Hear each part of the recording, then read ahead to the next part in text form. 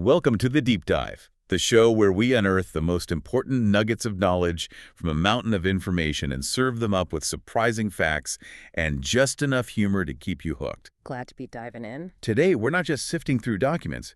We are stepping right into the courtroom drama of a truly high-stakes legal battle. Imagine a scenario where, every single word is weighed with painstaking precision, every piece of evidence fiercely protected, and the very rules of disclosure transform into this, dramatic battleground. That's a great way to put it. And that's precisely the kind of labyrinthine path we're plunging into today. We're going to unravel the intricate legal strategies that shaped one of the most complex and definitely contentious cases in recent memory. Yeah, absolutely. Our focus for this deep dive is squarely on the legal defense mounted by Ghislaine Maxwell. Right. Specifically, her strategic and really multi-pronged use of things like attorney-client privilege, work product protection, but also her direct denials and various objections. And all of this unfolded within the intense context of the defamation case brought against her by Virginia Giuffre. It's really a fascinating look at how these fundamental legal principles become tools, weapons almost, in a high-stakes information war. And our mission for you, our listener, is, it's ambitious. We're going to explore the specific federal and state laws that govern this idea of privilege and waiver. Crucial stuff. We're going to dissect Maxwell's comprehensive defense strategy piece by piece. We'll examine key witness testimonies, ones that directly challenged her narrative. Yeah, some really stark contrasts there. And we'll really get into the weeds of the intense discovery disputes that they inevitably arise when information is so critically guarded, right? Absolutely. The fight over what information even gets seen is often half the battle. We want to cut through all the legal jargon, all the complexities, and show you in vivid detail how these foundational legal principles actually played out in a real-world, high-profile setting, and how they really shaped everything that came next. And this deep dive, it isn't merely about understanding the legal technicalities, though they are undeniably complex. Oh, definitely. It's about gaining a profound insight into how the law itself can create what's been termed a labyrinthine path. That phrase again. Yeah, it's apt. A twisting and often obscured route that deeply impacts transparency, shapes public perception, and ultimately influences the very trajectory of justice. So you'll gain a deeper understanding of the nuanced art of litigation, right? And the often surprising facts that emerge when these powerful legal protections are truly put to the test. Exactly. When the shield is tested, what gets through and what stays hidden. Okay, let's unpack this intricate web then. Let's start with the very bedrock of all this legal maneuvering, the foundations of secrecy, privilege, and waiver. Sounds good. Where do we begin? A crucial piece of this puzzle, one that acts as a kind of legal passport between different court systems, is Federal Rule of Evidence 502c. Ah, yes, Rule 502c.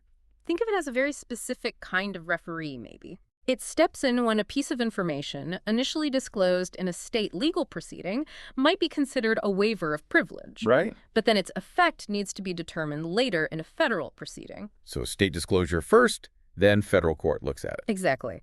This rule is specifically designed to manage that complex handover, to prevent unintended consequences across different jurisdictions. It acts as a bridge, ensuring some consistency and hopefully fairness. So, if I understand correctly, if something is revealed in a state court, maybe inadvertently or maybe strategically, Right. but later the same issue pops up in federal court, Rule 502c, steps in to clarify if that initial state disclosure means the privilege is lost or waived in the federal case. Is that the gist? That is precisely the gist. And here's where it gets really interesting and offers significant protection to a party holding the privilege. Okay.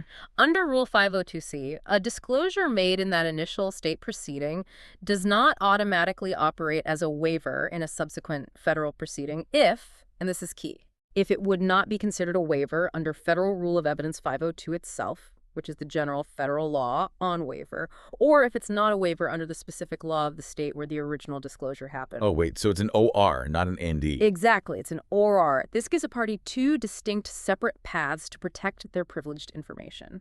Two paths to protection. That sounds incredibly robust. So it's not enough for the other side to just say, aha, you disclosed it in state court, game over. Nope. The party holding the privilege can essentially say, wait a minute, even if that happened, either federal law or the state law where it happened says it's still protected.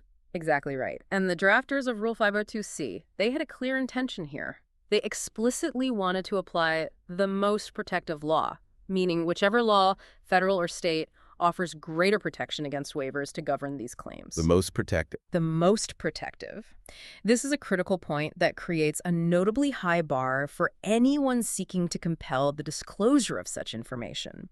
To avoid waivers, a party just needs to demonstrate that no waiver exists under either federal law or the relevant state law. Wow. This commitment to upholding the sanctity of privileged communications, it's fundamental. It ensures parties can, consult freely with their attorneys without constant fear of immediate broad disclosure just because of a slip-up in another court system. That truly gives a huge advantage, maybe shield is the right word, to the party holding the privilege. It feels like a double-layered shield against unwanted disclosure. It's a strong shield, yes. So with that incredibly high bar established, what did this most protective law actually look like in practice in this case? Particularly in Florida, right? Since that's where many of the alleged disclosures and interactions occurred. Florida law, you'll find, is quite stringent, very protective when it comes to confidential communications. It holds that neither an attorney nor a client can be compelled to reveal communications made in confidence during the provision of legal services.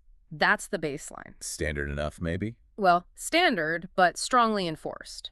And crucially, once a communication is shown to be privileged, meaning it meets the basic criteria for attorney-client privilege, the burden of proving that it's been waived typically falls squarely on the shoulders of the party who is seeking its disclosure. So the default is protection. The default is protection, absolutely. And if you want to break through that shield, you've got some heavy lifting to do legally. So the starting point is always protection.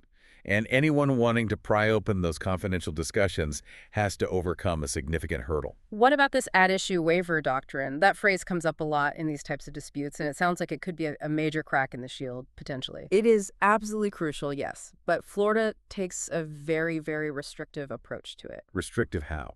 Okay, think of attorney-client privilege as like a locked vault containing your secret conversations with your lawyer. Got it.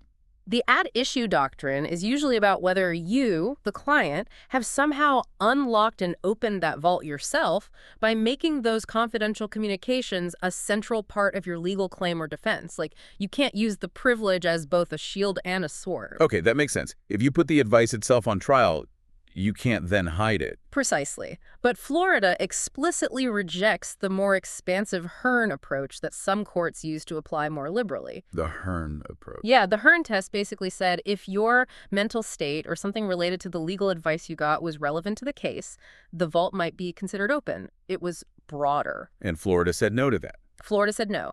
Under Florida law, an at-issue waiver only occurs when a party raises a claim that will necessarily require proof by way of a privileged communication. Necessarily require proof. That sounds like a much, much higher bar than just being vaguely related or relevant to the case. Much higher.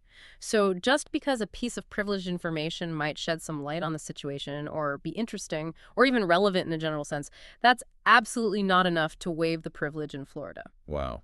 So mere relevance is out. Totally insufficient. The Florida Supreme Court's landmark decision in Savino v. Luciano firmly established this.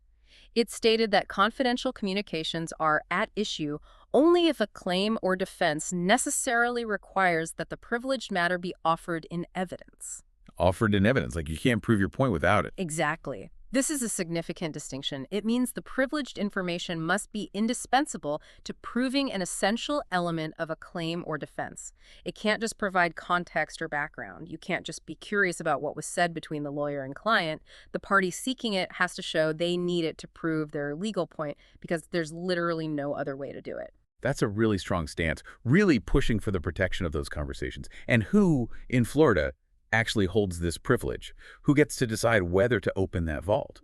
Is it the lawyers who gave the advice or the client who received it? That's another important point. Under Florida law, the client, not her attorneys, holds the attorney-client privilege. The client. This centralizes control. Generally, only the client can waive the privilege, giving them significant power over their confidential legal information. This further reinforces the protective nature of Florida's legal framework and really emphasizes client autonomy in these matters. So the client is truly the gatekeeper here, holding the keys to that legal vault. Okay. And beyond attorney-client privilege, what about work product? We hear that term too. What does Florida law say about protecting a lawyer's, like, notes and strategy documents. Right. So beyond the actual communications between attorney and client, Florida law also robustly protects work product, which includes documents, notes, internal memos, legal theories, strategies, interview summaries, basically, materials prepared by an attorney in anticipation of litigation. Think of it as the lawyer's playbook, their internal thought process captured on paper or digitally. Okay, the behind-the-scenes stuff. Exactly. And this protection is often even harder to pierce than attorney-client privilege. It can only be overcome under rare and exceptional circumstances. Rare, exceptional. Yeah. The requesting party has to demonstrate that the substantial equivalent of the material cannot be obtained by other means. Substantial equivalent cannot be obtained otherwise. Right. This means they need to show not only that the information in the work product is absolutely critical to their case, but also that they truly cannot get that same information anywhere else through any other reasonable efforts, like deposing other witnesses, getting public records, doing their own investigation. It's a very, very difficult standard to meet. So Florida is clearly taking a very protective stance across the board. Strong attorney-client privilege, narrow at-issue waiver, client holds the privilege, and very strong work product protection. That's a lot of barriers for an opposing party to try and break through. It really is. Multiple layers of significant legal protection for confidential information. Now, with Florida's strong stance on privilege firmly in mind, how does federal law in the Second Circuit, which is another jurisdiction highly relevant to this particular case, right? Yeah. How does that align or perhaps diverge from what we've just heard about Florida? Yeah. Is it just as protective? Well, what's truly fascinating here is the strong parallelism. It's quite remarkable, actually. Oh, really? Yeah. In federal proceedings within the Second Circuit, the legal landscape for at-issue waiver largely mirrors Florida's protective approach. The Second Circuit, notably in a key case called In re Cinti of Erie, has explicitly disavowed that expansive Hearn doctrine we mentioned earlier. The one Florida rejected, the Second Circuit rejected it too. Exactly. Remember, the Hearn doctrine was the one that some courts had previously applied quite liberally, allowing for broader waivers of privilege if the information was simply deemed relevant. The Second Circuit, much like Florida, moved decisively away from that broader standard. So federal courts in that circuit are also saying, essentially, hey, we're not going to make it easy to waive privilege just because something is somewhat relevant to the case. They're emphasizing caution, it sounds like. Precisely. The Second Circuit emphasized in Erie that any finding of waiver should be made with caution due to the fundamental importance of attorney-client privilege in our legal system. They recognize it's not a trivial matter to peel back these protections. Makes sense. So, for an at-issue waiver to occur under federal law in the Second Circuit, a party must rely on privileged advice from his counsel to make his claim or defense. Rely on it. Actively use it. Yes, this direct reliance on privileged advice, meaning you're actively using what your lawyer told you as an essential part of your own legal argument in court, is considered an essential element of a waiver claim. It's not just about what information exists in your file somewhere, but what information you, as a party, choose to actively use as part of your legal argument in a way that makes it indispensable to your case. That makes a lot of sense. It prevents fishing expeditions into a party's entire legal strategy just because a topic might be broadly relevant. Keeps the focus tight. Right. It prevents using relevance as a backdoor key to the vault. But is there any significant crack in this protective shield that both state and federal law agree on? A common ground where privilege simply doesn't apply no matter what? Yes, there is a very significant one, and it's particularly relevant to cases involving serious allegations like the ones here. The crime fraud exception. Ah, okay. Crime fraud. Both Florida and federal law apply this exception to attorney-client privilege. What it means is that if communications were made for the purpose of enabling or aiding someone in committing a crime or fraud, then those communications are not privileged in the first instance. So the privilege never even attaches. Correct. It never attaches. If the whole reason for seeking legal advice was to further an illegal act, for example, to plot a crime, to figure out how to commit fraud, or to conceal an ongoing fraud, then the law says that conversation doesn't deserve protection. The privilege simply doesn't apply. That's a vital point, especially in cases where such serious allegations are being made. It prevents the privilege from being used to shield actual criminal planning. Exactly. This exception offers a crucial pathway to disclosure in cases of alleged wrongdoing, as it prioritizes the interests of justice over the protection of potentially illicit activities. So if we synthesize all this legal framework stuff, It sounds like the legal standard for waiver claims consistently prioritizes the most protective law, whether that's state or federal. And it requires a really high bar, a really tough standard for the party seeking disclosure to overcome. Is that a fair summary? Absolutely. It's a complex, multi-layered system designed fundamentally to safeguard confidential legal discussions. It's not enough for privileged information to be merely relevant. It must be demonstrably relied upon by a party to assert their claim or defense, or it must be necessarily required for proof because no other substantial evidence exists. Right.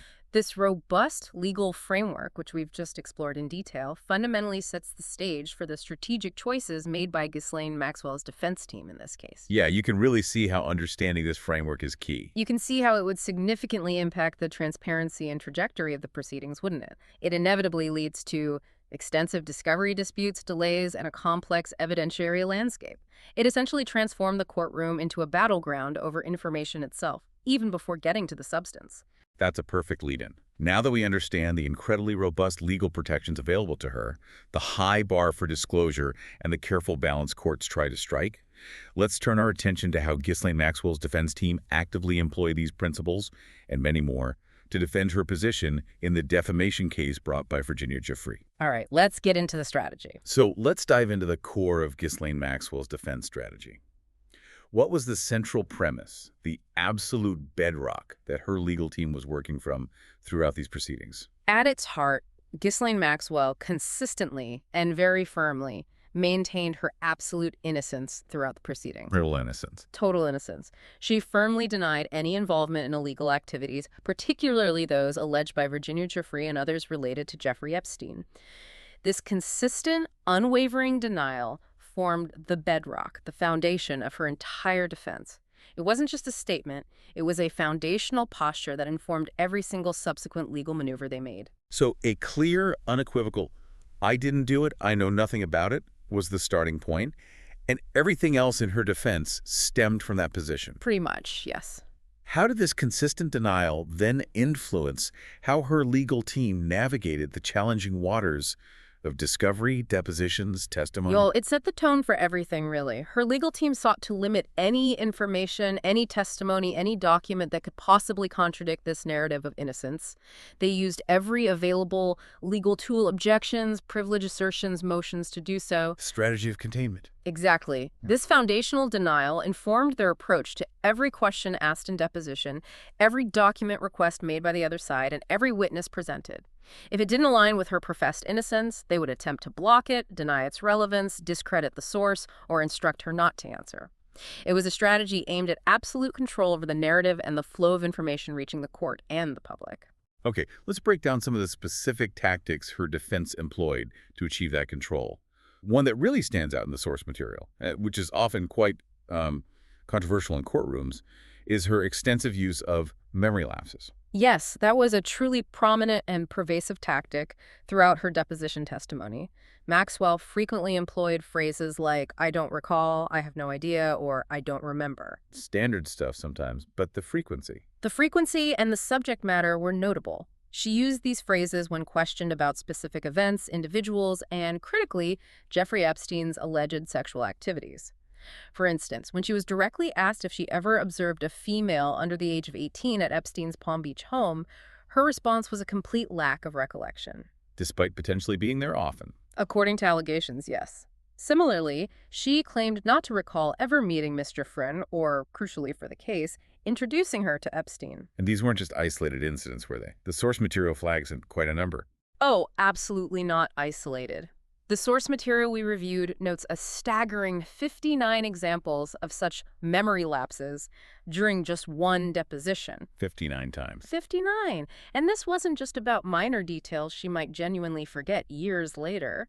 It included an inability to remember events recorded on aircraft flight logs, things that are typically quite precise and documented. Right. Logs usually exist for a reason. Exactly. Or even an inability to recognize herself or others in photographs presented to her. Wow. This deliberate and frequent invocation of memory gaps creates a powerful form of plausible deniability. It makes it exceedingly difficult for opposing counsel to definitively connect her to specific events or knowledge without a direct, unequivocal acknowledgement from her. Because I don't recall isn't technically lying, right? But it stops the inquiry cold. Precisely. And the sheer volume, those 59 instances, really underscores the potentially calculated nature of this approach. It leaves the impression of a meticulously crafted legal defense tactic rather than just spontaneous forgetfulness. It certainly presents a significant obstacle for anyone seeking clear answers or trying to establish a factual timeline. A huge obstacle. What does it mean for the pursuit of truth, for the trajectory of justice, when a key witness employs such a systematic strategy of non-recollection on crucial points? That's a powerful way to shut down a line of questioning without directly refusing to answer or invoking a privilege every time. Beyond simply not recalling, though, Maxwell's defense also actively challenged the plaintiff's narrative, didn't they? They weren't just playing defense with memory lapses, they were going on the offensive too. They absolutely did. And with remarkably strong, even aggressive language. Maxwell directly refuted Virginia Giuffre's allegations, going so far as to call her an awful fantasist in her deposition. An awful fantasist, that's strong. Very strong. And she stated that Giuffre's entire story is one giant tissue of lies. This wasn't subtle. It was an aggressive, no-holds-barred counter-narrative explicitly aimed at undermining the plaintiff's case at its very foundation by completely discrediting the primary accuser. So she wasn't just defending herself against the accusations. She was actively attacking the credibility, the sanity almost, of the person making those accusations. That seems to be the strategy, yes. To paint the accuser as unreliable, perhaps malicious, certainly untruthful. What did she say when confronted with potentially corroborating evidence, like police reports that detailed statements from multiple other victims, which might have lent credence to Giuffre's claims? Did she dismiss those too? When confronted with police reports detailing statements from multiple other victims, Maxwell flatly stated, and this is a direct quote from her deposition, "I'm not testifying to their lies, I'm testifying to Virginia's lies." Wow. So dismissing multiple other accounts as lies as well. Yes, this positioned the entire defense not merely as a response to Giuffre's specific claims, but as a battle against what she characterized as wholesale falsehoods from anyone contradicting her narrative. This tactic aimed to shift the focus entirely away from her alleged actions and onto the perceived untrustworthiness of her accusers, thereby hoping to unravel the entire case against her. It's a bold strategy, essentially saying, everyone else is lying, only I am telling the truth. Bold and high risk, potentially. Now here's where it gets really interesting, and perhaps one of the most contentious points in her depositions. A key area of contention revolved around questions about sexual activity, particularly Epstein's. How did Maxwell's team handle those inquiries? This became a major flashpoint, a recurring battle during the deposition. Maxwell repeatedly refused to answer questions that she or her counsel deemed to involve consensual adult sex. Okay, consensual adult sex. That sounds like a very specific carve-out. It was, and this refusal was often done on the direct instruction of her counsel at the time, Jeffrey S. Pagliuca. So the lawyer would jump in. Yes. Her typical response to such inquiries, or the instruction given, was terse and definitive. None of your business, and I instruct the witness not to answer. This stance was consistently maintained throughout her deposition whenever the questioning touched on topics they framed this way. It was a clear strategic line drawn in the sand. That's a pretty stark line to draw, essentially walling off an entire category of questions based on their own characterization of it. And I imagine opposing counsel had something very strong to say about that. They must have seen this as crucial information, regardless of the consensual adult label. They certainly did. Plaintiff's counsel, Sigrid Macaulay, argued vehemently against this tactic. She called it an improper attempt to avoid legitimate discovery in her declarations to the court. Improper because? Because, Macaulay argued, sexual activities lie at the heart of the issues in dispute, in a defamation case stemming from allegations of sexual trafficking. She contended that by refusing to answer these questions under the guise of consensual adult sex, Maxwell was able to sidestep critical lines of inquiry. Like what? Like exploring the identity of these alleged partners, their ages, were they really all adults, and the circumstances of these encounters. Macaulay argued this refusal allowed Maxwell to avoid scrutiny on whether these activities were truly consensual or legal, and whether they involved minors presented as adults. So the plaintiff saw it as a way to hide potentially relevant, even crucial information about the nature and scope of Epstein's activities and Maxwell's knowledge or involvement. Exactly. It highlights a profound strategic dilemma and a common one in litigation.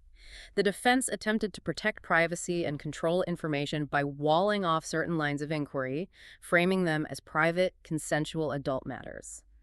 Opposing counsel, however, viewed it as a blatant obstruction of crucial discovery in a case explicitly centered on allegations of sexual misconduct, some potentially involving minors. The battle wasn't just about the facts, but about whether certain categories of facts could even be explored or discussed. A truly critical point of contention, really highlighting that tension between personal privacy rights and the perceived need for full disclosure in a legal context, especially when the allegations are so severe. Absolutely. So while denying many specifics and avoiding others entirely, Maxwell did acknowledge a certain professional relationship with Epstein, didn't she? Albeit a very limited-sounding one. Yes, she did make a limited concession here, perhaps, as you say, to appear cooperative on some level or provide an alternative explanation for her association. Maxwell admitted to working for Epstein, stating the period was from 1992 to 2009. That's a long time. It is a significant period, spanning much of the time frame during which the alleged activities occurred. However, she was exceedingly careful to minimize her role within that employment. How so? She characterized her duties very narrowly. For instance, she stated, quote, "A very small part of my job was from time to time to find adult professional massage therapists for Jeffrey." Adult professional massage therapists. That phrasing sounds incredibly deliberate and carefully chosen, especially given the other allegations involving minors and non-professionals. That phrasing is absolutely key. It's a precise legal maneuver, likely crafted with counsel. It's designed to create an appearance of cooperation. Yes, I worked for him, while carefully circumscribing her alleged responsibilities to avoid implicating herself in any wrongdoing. Right, finding adult professionals sounds legitimate, unlike finding underage girls. Precisely. By specifically mentioning adult professional massage therapists, she directly differentiates her admitted role from the central allegations of her involvement in the recruitment, trafficking, and exploitation of minors. It's an attempt at damage control, offering a limited acknowledgement of a professional relationship that, on its face, sounds relatively innocuous, while simultaneously deflecting from the much more serious accusations.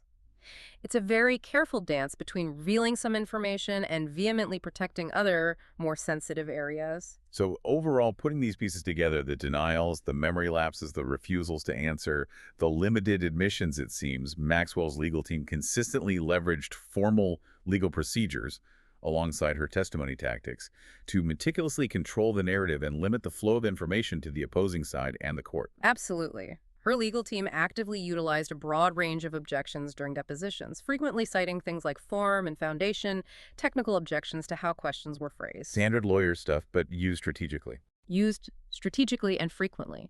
And as we discussed, they consistently instructed her not to answer certain questions, particularly those pertaining to sexual conduct or any attempts to establish her direct involvement in potentially illicit activities. And beyond just the depositions. Beyond deposition objections, they also filed formal motions with the court. For example, they moved for protective orders regarding her personal financial information, arguing that such information was irrelevant to this action and not reasonably calculated to lead to the discovery of admissible evidence. Trying to keep her finances private. Right. While this specific motion regarding finances was ultimately held in abeyance by agreement of counsel, meaning it wasn't ruled on immediately, these actions collectively demonstrate a comprehensive legal defense. They exploited virtually every procedural tool available to limit, shape, and control the information provided. Creating a complex picture, or maybe an incomplete one. Exactly. It created a complex evidentiary landscape where much of the alleged conduct remained shrouded in legal dispute, turning every potential disclosure into a hard-fought battle. This wasn't just a defense against claims, it was an information siege, designed to protect the core narrative of innocence. These defense strategies are quite something, truly highlighting the intricate, often frustrating dance of litigation, and they were directly confronted by the testimonies of other witnesses. One of the most striking, as mentioned in the source material, is the deposition of Johannes Joberg, which provides a vivid, detailed counterpoint to Maxwell's systematic denials and memory lapses. Yes, Joberg's testimony is a critical piece of this puzzle. Okay, let's turn our attention now to the powerful and incredibly detailed testimony of Johannes Joberg. How did she first find herself drawn into Jeffrey Epstein's world, which, as we now know, allegedly became a much darker place than it first appeared? Johannes Joberg's introduction began with a seemingly ordinary, even benign encounter on a college campus. It was Easter of 2001 when Ghislaine Maxwell approached her at Palm Beach Atlantic College. Maxwell approached her, not Epstein. Maxwell approached her, yes. Initially, Maxwell was looking for someone to work at her house. This detail is crucial because it highlights a potential pattern. Individuals were often first recruited not directly by Epstein, but through Maxwell, often under the guise of legitimate, everyday employment. So, not a direct recruitment for Epstein right away, but from Maxwell's own household. That's an important nuance, pointing perhaps to a more insidious, gradual kind of infiltration. It certainly suggests that possibility. What were her initial duties then, and what were her first impressions of the key players, Maxwell and Epstein? Exactly. Joberg described her initial duties as quite mundane and typical for a personal assistant. Answering phones, picking up printer ink, buying magazines. Pretty standard stuff. She even recalled Maxwell taking her shopping on Worth Avenue, presenting a facade, perhaps, of generosity and normalcy. Like a nice boss initially. Potentially. Her first impressions of Jeffrey Epstein were that he was smart, personable, and able to speak to anyone. Importantly, she explicitly stated she didn't perceive any sexual vibes from him initially. Okay, so no immediate red flags from Epstein either, according to her. According to her initial impression, no. This initial, seemingly innocuous entry into the household provides crucial context. It illustrates how young individuals might have been first drawn into the orbit of Epstein and Maxwell under seemingly innocent pretenses, before potentially being exposed to far more disturbing and illicit situations later on. It suggests a possible pattern of grooming and gradual entanglement. That context really highlights the potentially insidious nature of how these relationships often began, masking the true intentions, perhaps. However, this seemingly normal introduction, according to Joberg's testimony, quickly shifted into uncomfortable and, frankly, illicit territory. What were some of Joberg's initial uncomfortable encounters that signaled this dark turn? Her experiences escalated rapidly and alarmingly based on her account. Joberg soon began performing massages for Jeffrey Epstein, including one particularly significant instance in New York. Okay. During this massage in New York, a deeply disturbing request was made. Near the end of it, Epstein asked Joberg to rub his nipples while he masturbated. Wow. Just asked her that directly. Directly, according to her testimony. Joberg, feeling profoundly uncomfortable and, frankly, violated, immediately stopped. She clearly stated, "I'm done," and promptly left the room. She made it very clear in her deposition the act did not take place because she refused and left. Good for her for leaving, but that's an incredibly disturbing and immediate transgression from anything resembling a normal massage. Absolutely, a shocking escalation. But then there was also a particularly shocking naked massage training session she described, involving Maxwell's assistant. Can you tell us about that? It sounds particularly explicit and troubling. Yes, that account is truly chilling and paints a stark picture of the alleged environment inside the Palm Beach house. Joberg described a scene in an upstairs bathroom, which she noted was the location for 99% of the massages. Okay, the main massage location. Right. Present were Emmy Taylor, who was Maxwell's assistant at the time, and Jeffrey Epstein himself. Joberg recounted Emmy Taylor taking off all her clothes and getting on the massage table. Jeffrey Epstein then proceeded to show Joberg how to massage on her body. Showing Joberg how to massage the naked assistant. Yes.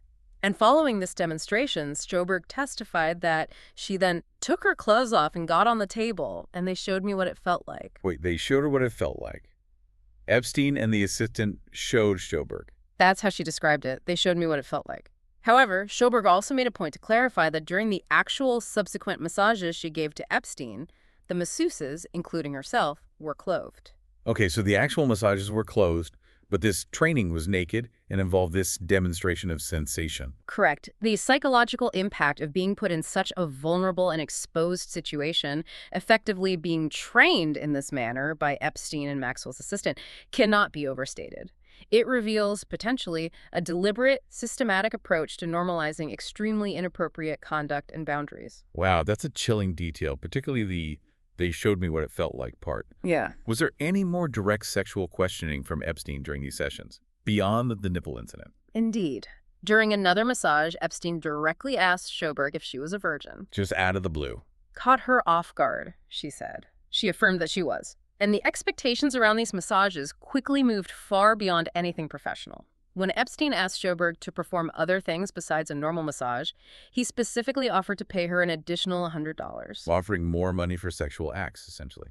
That's the clear implication. Furthermore, and this directly involves Maxwell, Sjoberg testified that Maxwell later explicitly implied that Sjoberg had not brought him to orgasm during a massage. This came up when they were discussing Sjoberg's photography, oddly enough, but the implication was clear. Maxwell implied she failed to bring Epstein to orgasm. That was Sjoberg's testimony about Maxwell's implication, and based on this and other interactions, Sjoberg stated unequivocally that she understood that Maxwell expected her to perform sexual acts when massaging Jeffrey. So this isn't just about Epstein's actions. Sjoberg's testimony directly implicates Maxwell in setting and communicating these sexual expectations. That's what her testimony states, yes. These accounts paint a vivid picture of a rapid and disturbing escalation from ostensibly legitimate work to overtly sexual demands and implied expectations. This directly contradicts Maxwell's claims of innocence and her carefully curated, limited role. The training session, in particular, is incredibly explicit and deeply troubling, suggesting a clear pattern.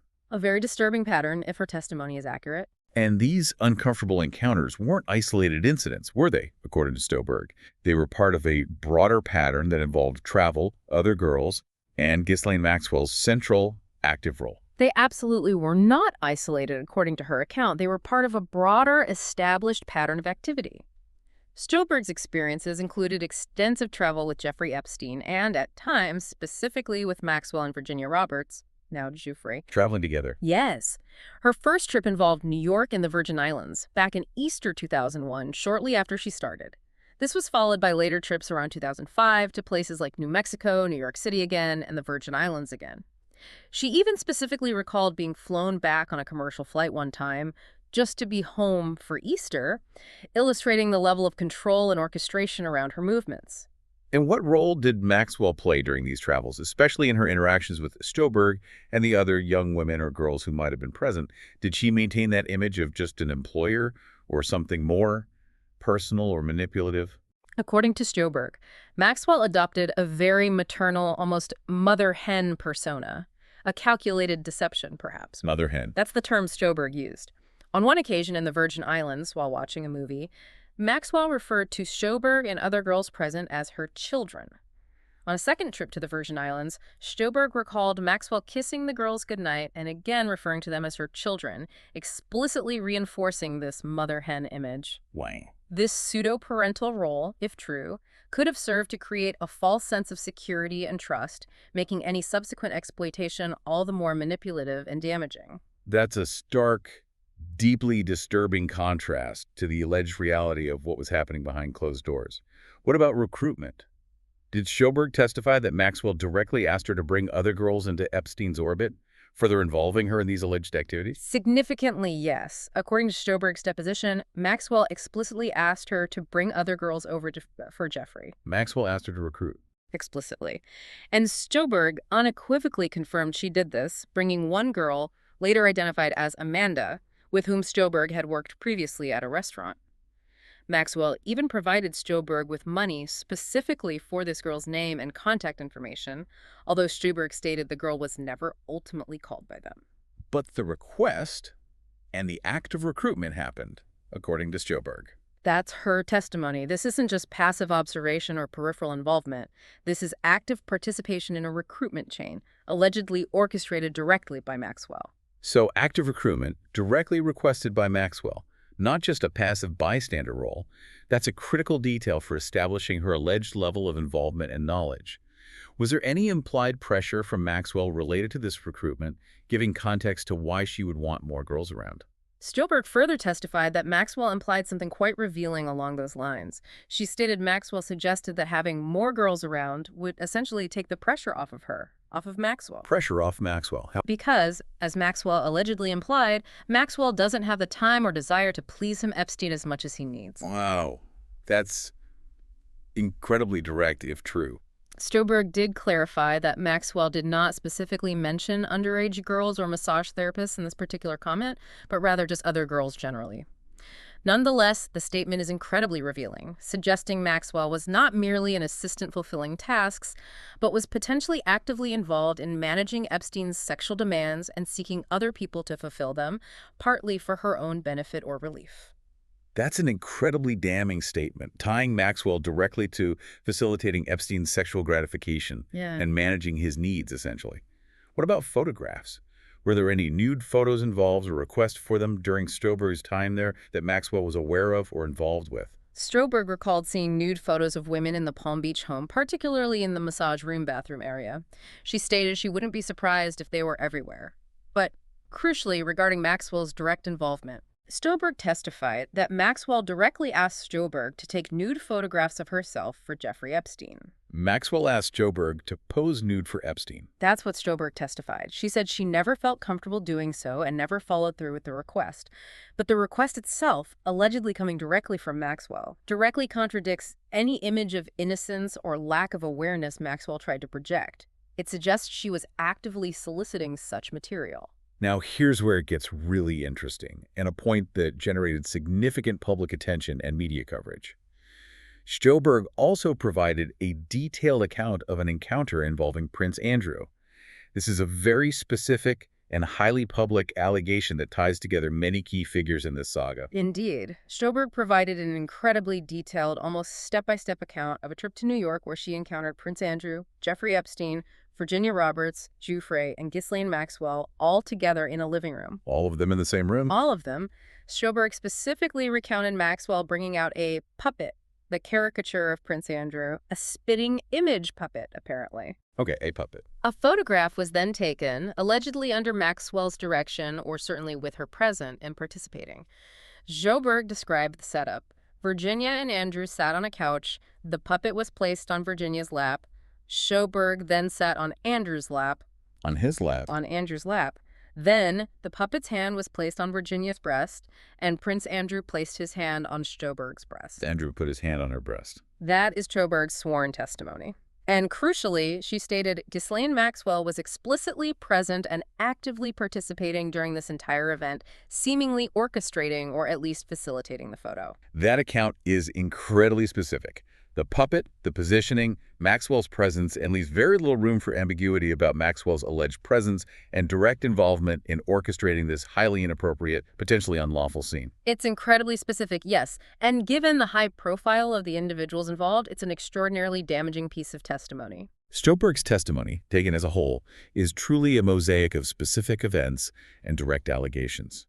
It provides powerful counter-evidence to Maxwell's sweeping denials and consistent, I don't recall answers. Her accounts of Maxwell's recruitment efforts, the implied pressures, the request for nude photos, and that explicit Prince Andrew photo directly implicate Maxwell in activities central to the plaintiff's claims, painting a picture of active facilitation and deep, knowing involvement. This testimony alone presents a formidable challenge to Maxwell's entire defense strategy. Absolutely. It's a direct, detailed contradiction on multiple key points.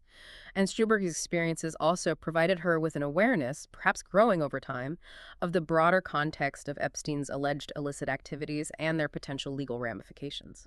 How so? What did she say about her awareness? For instance, she testified she had the impression that Emmy Taylor, Maxwell's assistant we mentioned in the training incident, was only 17 years old at the time, having asked her directly. So she suspected a minor was working closely with Maxwell. Yes. She also stated she would be very shocked and surprised if it were true that Epstein had sexual contact with a 13-year-old, indicating perhaps a line she wasn't aware had been crossed, but showing awareness that age was a factor being discussed or considered. So she had direct suspicions about the age of at least one individual working closely with Maxwell. What about law enforcement and media involvement? Did her experiences extend to that realm as the situation started to unravel publicly? Yes. Stroberg confirmed she was interviewed by the police in early 2006 or late 2005 as the initial investigations into Epstein began to unfold. Okay. She noted that the officers she spoke with knew a lot of specific details about the house and the activities, which led her to assume there had been videos. This suggests a level of internal knowledge or perhaps documentation within the Epstein-Maxwell operation that the police may have gained access to or heard about from others. Interesting assumption about videos. Yes. She also confirmed being paid $1,500 for an interview with Wendy Lee, an author writing a book about Epstein, indicating her story was already drawing public and media attention even back then. And perhaps most directly, putting it all together, what was her ultimate conclusion in her testimony about Ghislaine Maxwell's knowledge of what was truly happening around Jeffrey Epstein? Did she think Maxwell knew? When directly asked in her deposition if Ghislaine Maxwell had knowledge of what was going on, Sjoberg responded with a short, definitive answer. She knew what was going on. Just flat out, she knew. Flat out. Sjoberg's testimony in its entirety offers this granular first-person view of the alleged operations. It directly links Maxwell in multiple ways, to recruitment, to facilitating encounters, and to possessing explicit knowledge of the illicit activities. Her detailed recollections, including specific dates, locations, conversations, names, even the puppet stand, in such stark contrast to Maxwell's widespread memory lapses and consistent denials. It's a powerful eyewitness account that attempts to cut through the fog of legal maneuvering and plausible deniability. That's a crucial and damning statement. She knew what was going on, if true, and provides an incredibly powerful counter-narrative to Maxwell's entire defense. Sjoberg's account is clearly just one piece, albeit a very significant one, of a larger puzzle.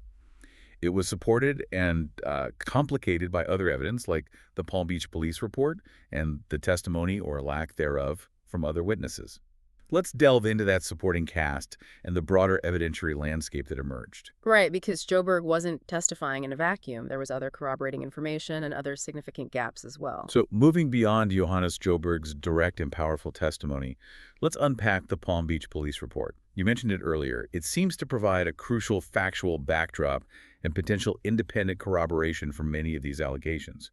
What did that official report reveal? The Palm Beach police report is indeed a critical document in understanding the scope of the initial investigation. It details, and I'm quoting loosely from summaries here, multiple incidents of massages being given by untrained minor children that involved sexual acts. Untrained minor children. That's key. Absolutely key.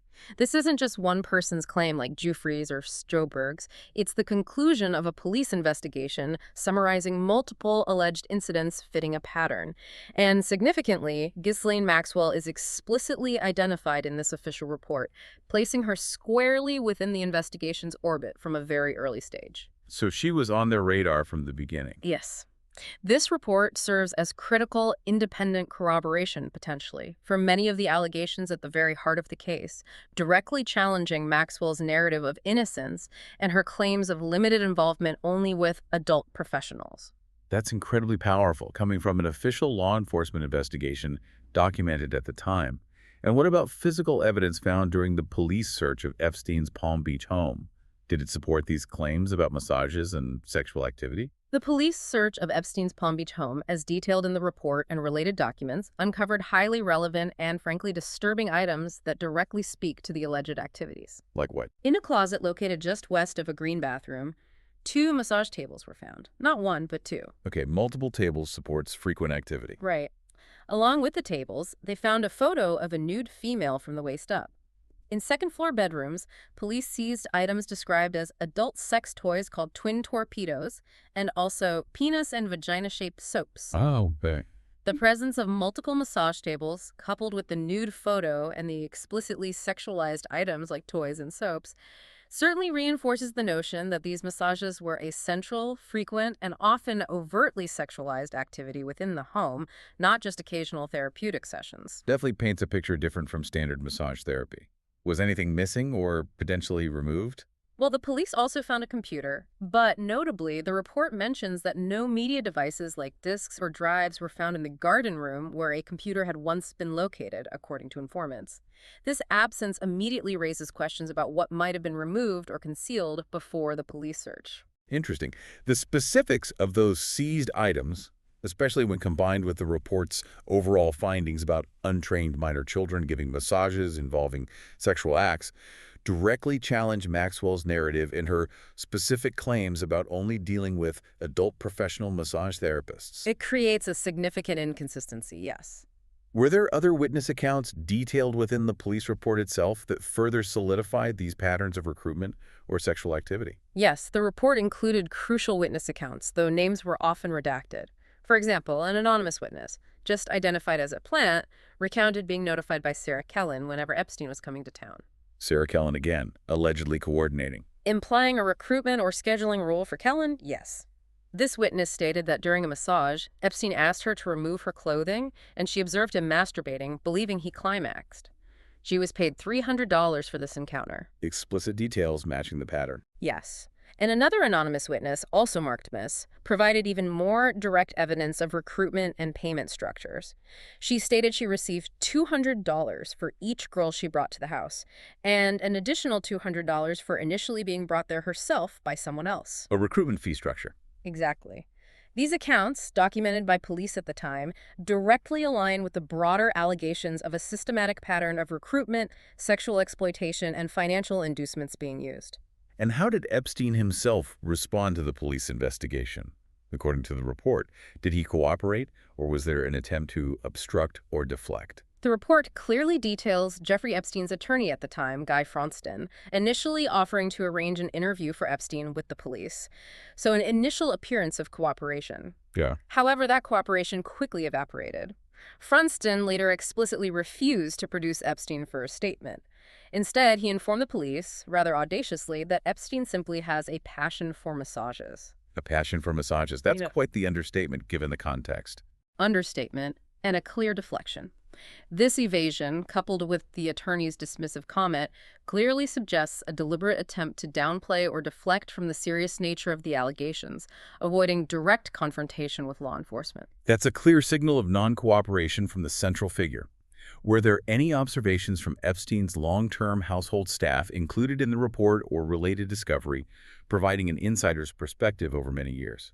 Absolutely. And these observations are particularly compelling because they come from people who were there day in, day out for years and had direct access and visibility. Mr. Alfredo Rodriguez, who worked for Epstein for 11 years. 11 years. As his house manager, driver, and maintenance person, was identified as a key witness. He stated Epstein had up to 3 massages a day. 3 a day. And critically, he testified that towards the end of his employment, the masseuses were younger and younger, appearing to him to be 16 or 17 years of age at the most. Younger and younger, looking 16 or 17. That directly contradicts the adult professional line.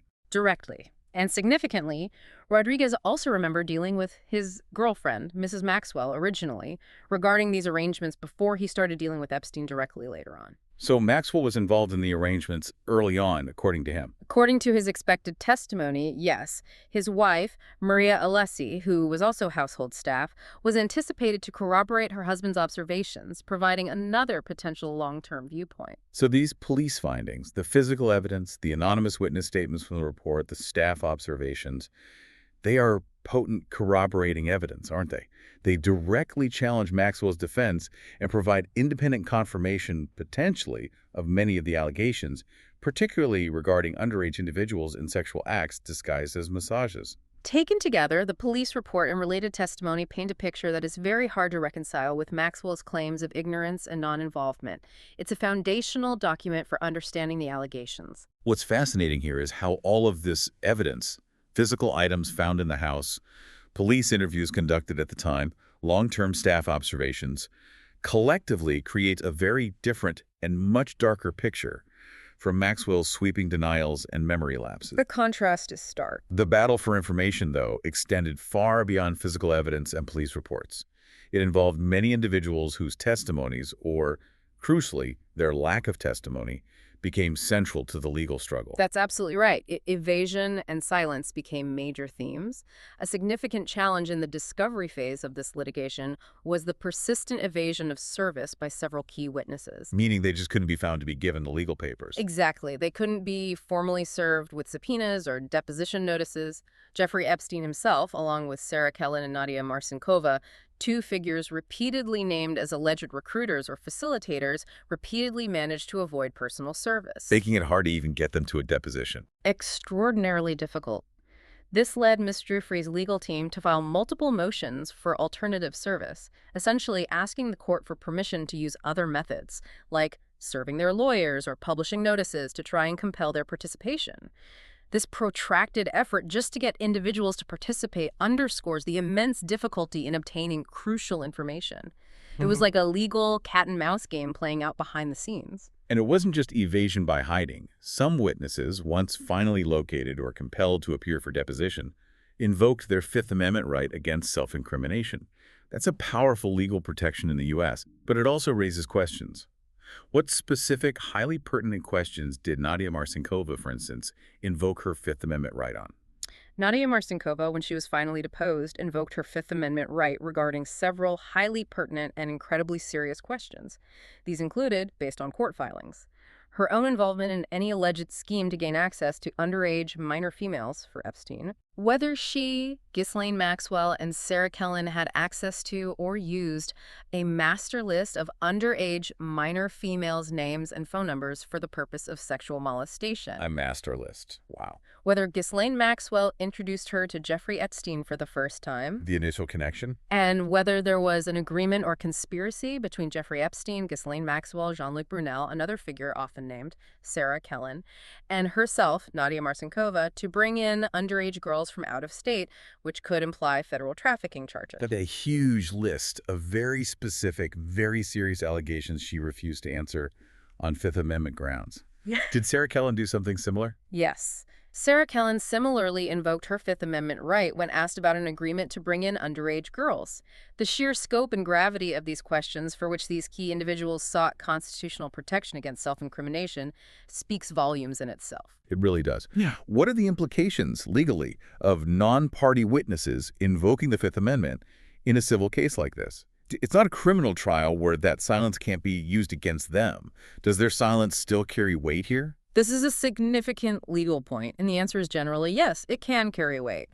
While they aren't the primary defendants in this specific civil defamation case, their invocation of the Fifth Amendment can still be highly impactful against a party they are associated with, like Maxwell. How does that work?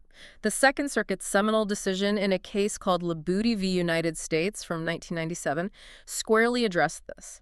It upheld the drawing of adverse inferences based on a non-party's invocation of a Fifth Amendment right in civil litigation. Adverse inferences, meaning the jury can assume the worst. Essentially, yes.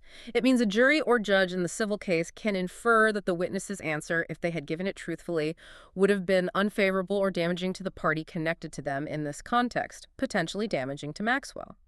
The Labouty court said you look at the circumstances. What circumstances? What are the factors? The Labouty court instructed lower courts to consider several factors to decide if the inference is fair, rather than just looking at the witness's non-party status. These factors include 1. The relationship and loyalty. How close is the witness's relationship with and loyalty to the party involved? For example, Maxwell. If they're tightly connected, the inference is stronger. Okay. 2. Degree of control. How much control or authority did the party vest in the witness? Did the witness have significant responsibilities or influence within the alleged operation? Makes sense. 3. Party in interest. Is the witness pragmatically a non-captioned party in interest? Meaning, even if they aren't formally named as a defendant, does their assertion of privilege advance their own interests and the party's interests simultaneously? Are they, in essence, an unlisted co-conspirator trying to protect everyone involved? Ah, okay. Are they really acting in tandem? Right. And 4. Key figure controlling role.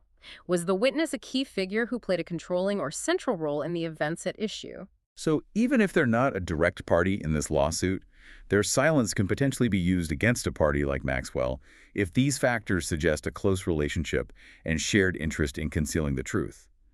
That sounds extremely damaging. How did Maxwell's defense team attempt to counter this possibility?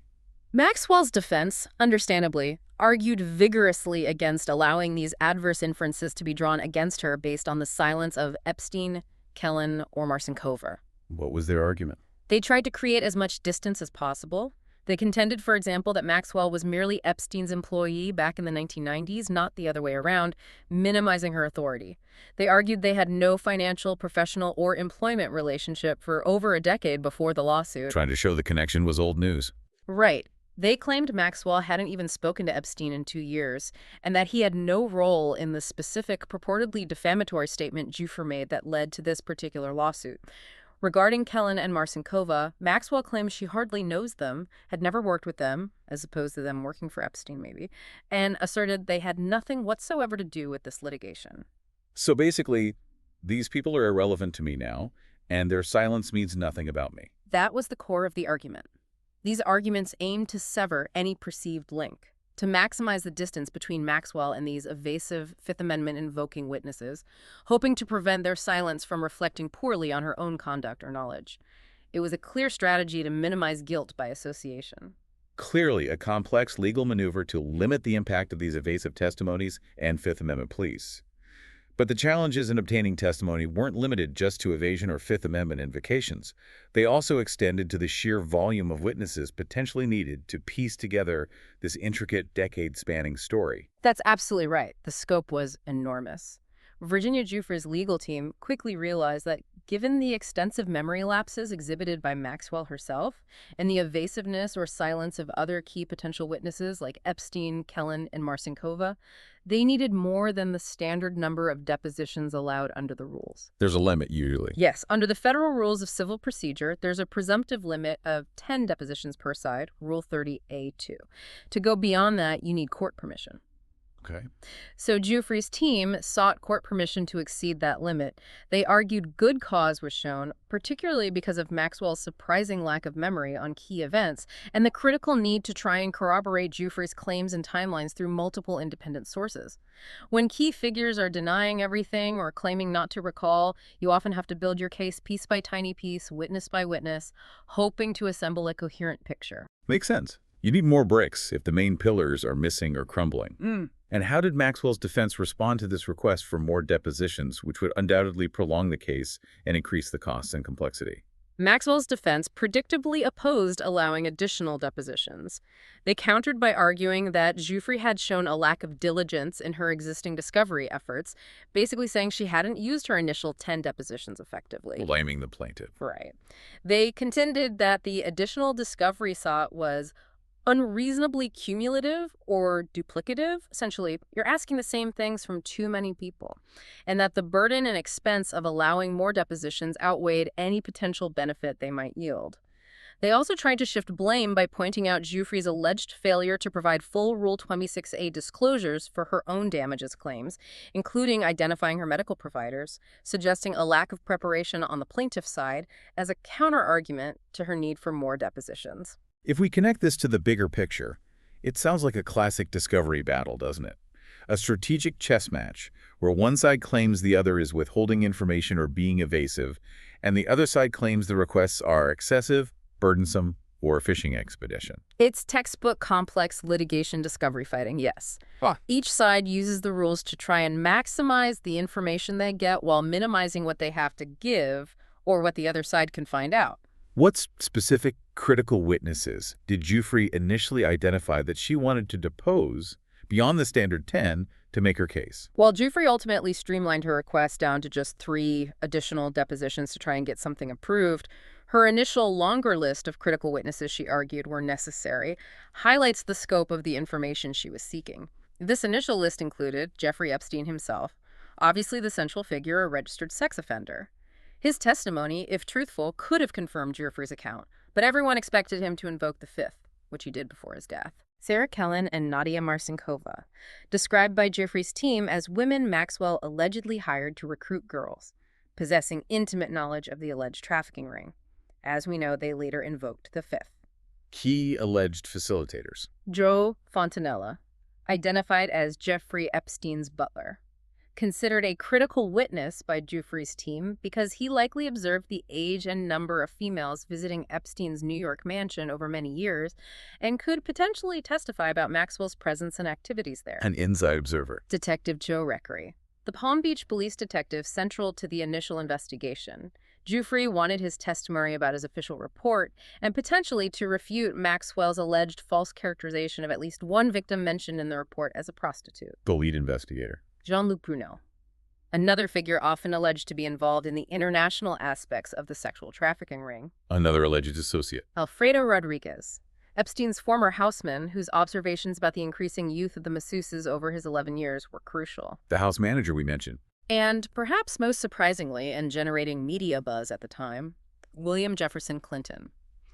His deposition was deemed necessary by Jeffrey's legal team in their filings, although the specific reasons why his testimony was considered necessary were not detailed in these particular court documents reviewed for our deep dive.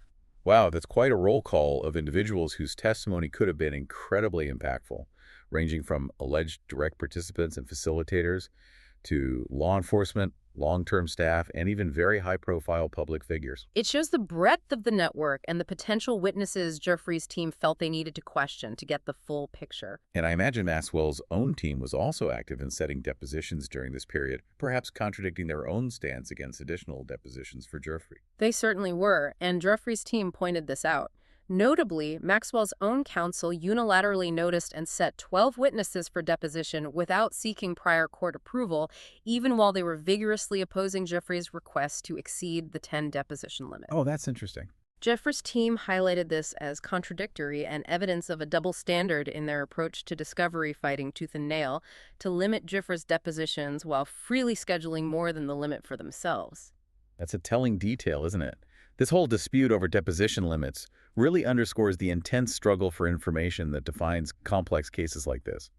When key witnesses are evasive, claim massive memory lapses, or invoke constitutional rights to stay silent, lawyers often need to depose multiple other individuals, sometimes far beyond the standard limits, just to try and piece together the full story from fragments and corroborating details. Absolutely. It becomes detective work through deposition. And this inevitably leads to these intense procedural battles over discovery rules, schedules, and the very scope of permissible inquiry. These battles fundamentally shape what information ultimately sees the light of day in court and what remains hidden or unexplored. And indeed, as you hinted, these evidentiary and discovery disputes often circled right back to those fundamental legal concepts of privilege and waiver that we discussed at the very beginning. Those concepts were rigorously tested not just in theory, but in practice, particularly in a related legal challenge involving Alan Dershowitz, which ended up setting a powerful precedent. Right. Let's turn now to how that at-issue doctrine actually played out in practice, and specifically how its rejection in that related case created an incredibly important precedent for the Maxwell litigation. We're talking about the Dershowitz litigation here, aren't we? It's a sort of parallel track. Yes, exactly. The legal battle over privilege and waiver wasn't confined solely to the Jeffrey v. Maxwell case. It was significantly tested, and crucially, a precedent was established in a separate but closely related Florida case, what we can refer to as the Dershowitz case. Alan Dershowitz, as many know, was one of Jeffrey Epstein's former defense attorneys and became embroiled in litigation with Jeffrey as well. This parallel litigation proved to be an invaluable dry run, essentially, for the arguments that would later be made by Maxwell's team regarding waiver of attorney-client privilege. So what were the specific allegations in that separate case against Dershowitz that led to this parallel legal battle over privilege? In that case, Virginia Giuffre, referred to as Jane Doe #3 in some filings then, alleged not only that Dershowitz had participated in sexual abuse himself during the Epstein era, but also that he had played a role in negotiating Epstein's controversial 2008 non-prosecution agreement and had allegedly arranged to keep the terms of that deal secret from Epstein's victims. Very serious claims, putting both his personal conduct and his legal advice directly into question. Extremely serious, yes. And Dershowitz, in defending himself against those claims, makes similar arguments about privilege waivers as Maxwell later did. Was he trying to access protected communications between Giuffre and her legal team? He did, yes. And the arguments were described in later filings in the Maxwell case as identical, both legally and factually, to those Maxwell eventually made. Dershowitz filed a motion to compel discovery from Giuffre and her attorneys, people like Paul Cassell and Bradley Edwards. On what grounds? He argued that Mrs. Giuffre and her attorneys had waived any attorney-client privilege covering their communications by placing those confidential communications at issue. How? By making public statements about her case, by filing the lawsuit itself, and by taking various litigation actions. He essentially argued that by bringing her claims out into the open and discussing them publicly, she had effectively opened the door to her private legal discussions related to those claims. It was the same implied waiver or at-issue waiver theory. So it was the exact same strategy we discussed earlier, trying to argue that simply by bringing the case or making public statements about the abuse or the NPA, The privilege covering her talks with her lawyers was automatically waived because that information was now somehow at issue. Precisely the same line of argument. He wanted access to her communications with her lawyers about the very claims she was making against him. What evidence was presented in that Dershowitz case that's relevant to our discussion here? Specifically, was there evidence suggesting there were alternative ways to prove or disprove the claims against Dershowitz without needing to pierce Jeffrey's attorney-client privilege? Yes, and that's crucial to why the court ruled the way it did. Evidence supporting the allegations against Dershowitz, separate from any privileged communications, included things like sworn testimony from Juan Alessi. The Epstein household employee we mentioned earlier? The same one. Alessi testified in that case that Alan Dershowitz came pretty often to Epstein's Florida mansion and that Dershowitz received massages there. This kind of third-party testimony provided a potential avenue to corroborate claims about Dershowitz's presence and activities at the mansion, completely independent of Jeffrey's private conversations with her lawyers. So Alessi's testimony offered an alternative route to potentially relevant facts. Exactly. This parallel litigation provided a crucial test case for how Florida courts would interpret and apply their highly restrictive at-issue waiver doctrine in a context strikingly similar to the claims later faced by Maxwell. It tested whether claims could be proven or defended without demanding privileged communications if other evidence existed. So the outcome of this preliminary battle over privilege in the Dershowitz case really set an important precedent for the Maxwell case, didn't it? It signaled how the courts, particularly in Florida where much of this occurred, would likely treat similar arguments about waivers. What was the Florida court's ruling on the waiver claims in the Dershowitz case? Did he get access? No, he did not. The Florida court, specifically Judge Donald M. Lynch, ultimately and definitively rejected Dershowitz's arguments that any waiver of the attorney-client privilege had taken place. Rejected them entirely. Rejected them entirely. This ruling was a significant victory for the protection of privilege in the context of these high-profile, contentious claims, and it erected a major hurdle for any future arguments attempting to establish a blanket waiver based on similar grounds. That's a strong rejection. How did the court reach that conclusion? How did it apply Florida's restrictive ad-issue doctrine that we discussed earlier? It sounds like they found those other ways to get to the truth were sufficient. Exactly. The court's decision was firmly rooted in Florida's restrictive ad-issue waiver doctrine. Remember, that doctrine requires that the privileged matter be necessarily required for proof, not just generally relevant or helpful. Right, indispensable. Indispensable. Judge Lynch found that Mrs. Jeffrey's claims against Dershowitz could potentially be supported or refuted by other evidence, those crucial alternative pathways to truth. Examples included testimony from household employees like Juan Alessi, and also the potential adverse inferences that could be drawn from the invocations of the Fifth Amendment by Epstein and his alleged co-conspirators, like Kellen or Marcinkova, if they were relevant to the Dershowitz claims, too. So, because other evidence existed. Because other potential avenues of proof existed, her confidential communications with her own attorneys were deemed not at issue.